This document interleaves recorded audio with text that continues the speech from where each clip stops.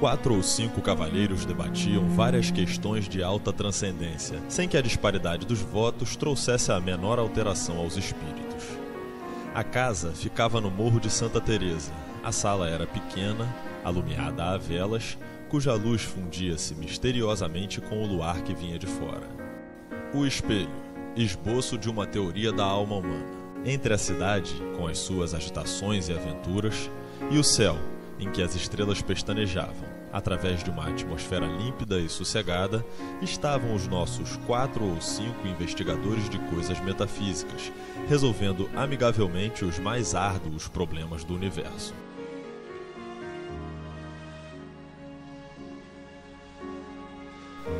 Nada menos de 2 almas. Cada criatura humana traz 2 almas consigo. Uma que olha de dentro para fora, outra que olha de fora para dentro. Espantem-se à vontade. A alma exterior pode ser um espírito, um fluido, um homem, muitos homens, um objeto, uma operação. Há casos, por exemplo, em que um simples botão de camisa é a alma exterior de uma pessoa.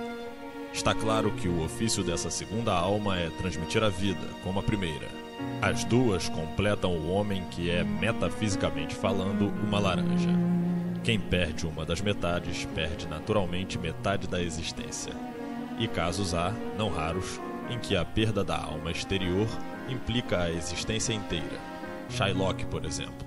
A alma exterior daquele judeu eram os seus ducados. Perdê-los equivalia a morrer. Nunca mais verei meu ouro, dizia ele a Tubal. É um punhal que me enterras no coração. Vejam bem esta frase. A perda dos ducados, a alma exterior, era a morte para ele. Agora, é preciso saber que a alma exterior não é sempre a mesma. Não, senhor. Muda de natureza e de estado. Não aludo a certas almas absorventes, como a pátria, com a qual disse o Camões que morria, e o poder, que foi a alma exterior de César e de Cromwell. São almas enérgicas e exclusivas. Mas há outras, embora enérgicas, de natureza mudável. Há cavalheiros, por exemplo, cuja alma exterior nos primeiros anos foi um chocalho ou um cavalinho de pau, e mais tarde uma provedoria de irmandade, suponhamos. Pela minha parte, conheço uma senhora, e na verdade gentilíssima, que muda de alma exterior 5 ou 6 vezes por ano. Durante a estação lírica é a ópera. Cessando a estação, a alma exterior substitui-se por outra. Um concerto, um baile, a Rua do Ouvidor, Petrópolis. Perdão, essa senhora quem é? Essa senhora é parenta do diabo e tem o mesmo nome, chama-se Legião. E assim outros muitos casos. Eu mesmo tenho experimentado dessas trocas. Não as relato, porque iria longe. Restrinjo-me ao episódio de que lhes falei. Um episódio dos meus 25 anos. Os 4 companheiros, ansiosos de ouvir o caso prometido, esqueceram a controvérsia. Santa curiosidade, tu não és só a alma da civilização, és também o pomo da concórdia, fruta divina, de outro sabor que não aquele pomo da mitologia. A sala, até pouco ruidosa de física e metafísica, é agora um mar morto. Todos os olhos estão no Jacobina, que conserta a ponta do charuto recolhendo as memórias. Eis aqui como ele começou a narração.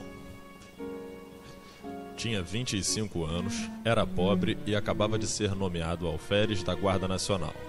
Não imaginam o acontecimento que isto foi em nossa casa. Minha mãe ficou tão orgulhosa, tão contente, chamava-me o seu alferes. Primos e tios, foi tudo uma alegria sincera e pura. Na vila, note-se bem, houve alguns despeitados, choro e ranger de dentes, como na escritura. E o motivo não foi outro, senão que o posto tinha muitos candidatos e que estes perderam. Suponho também que uma parte do desgosto foi inteiramente gratuita. Nasceu da simples distinção. Lembro-me de alguns rapazes que se davam comigo e passaram a olhar-me de revés. Na mesa eu tinha o melhor lugar e era servido primeiro. Não imagino. Se lhes disser que o entusiasmo da tia Marcolina chegou ao ponto de mandar pôr no meu quarto um grande espelho, obra rica e magnífica que destoava do resto da casa, cuja mobília era modesta e simples, um espelho que lhe dera a madrinha e que esta herdara da mãe, que o comprara de uma das fidalgas vindas em 1808 com a corte de Dom João VI. E foi, como digo, uma enorme fineza, porque o espelho estava na sala. Era a melhor peça da casa. Não houve forças que a demovessem do propósito. Respondia que não fazia falta, que era só por algumas semanas. E finalmente que o Sr. Alferes merecia muito mais. O certo é que todas as coisas, carinhos, atenções, obséquios, fizeram em mim uma transformação, que o natural sentimento da mocidade ajudou e completou. Imaginam, creio eu. Não. O Alferes havia eliminado o homem. Ficou-me uma parte mínima da humanidade. Aconteceu então que a alma exterior, que era dantes o sol, o ar, o campo, os olhos das moças, mudou de natureza e passou a ser a cortesia e os rapapés da casa. Tudo o que me falava do posto, nada do que me falava do homem. A melhor definição do amor não vale um beijo de moça namorada. E se bem me lembro, um filósofo antigo demonstrou o movimento andando. Vamos aos fatos. Vamos ver como, ao tempo em que a consciência do homem se obliterava, a do Alferes tornava-se viva e intensa. As dores humanas, as alegrias humanas, se eram só isso, mal obtinham de mim uma compaixão apática ou um sorriso de favor. No fim de 3 semanas, era outro, totalmente outro.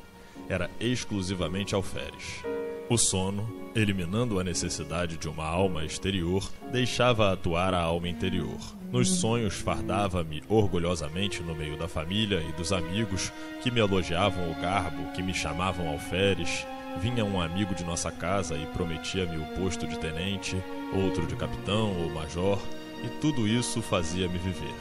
Mas quando acordava, dia claro, esvaía-se com o sono a consciência de meu ser novo e único. Convém dizer-lhes que, desde que ficara só, não olhara uma só vez para o espelho. Não era abstenção deliberada, não tinha motivo. Era um impulso inconsciente. Um receio de achar-me 1 e 2 ao mesmo tempo naquela casa solitária. E se tal explicação é verdadeira, nada prova melhor a condição humana, porque no fim de 8 dias, deu-me na veneta olhar para o espelho com o fim justamente de achar-me 2. Olhei e recuei. O próprio vidro parecia conjurado com o resto do universo. Não me estampou a figura nítida e inteira, mas vaga, esfumada, difusa, sombra de sombra. A realidade das leis físicas não permite negar que o espelho reproduziu-me textualmente, com os mesmos contornos e feições. Assim devia ter sido. Mas tal não foi minha sensação. Então tive medo. Atribuí o fenômeno à excitação nervosa em que andava. Receei ficar mais tempo e enlouquecer. Vou-me embora, disse comigo. E levantei o braço com um gesto de mau humor e ao mesmo tempo de decisão, olhando para o vidro. O gesto lá estava, mas disperso, esgaçado, mutilado. Lembrou-me vestir a farda de Alferes.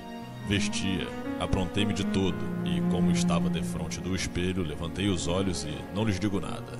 O vidro reproduziu então a figura integral. Nenhuma linha de menos, nenhum contorno diverso. Era eu mesmo, o Alferes, que achava enfim a alma exterior. Quando os outros voltaram a si, o narrador tinha descido as escadas.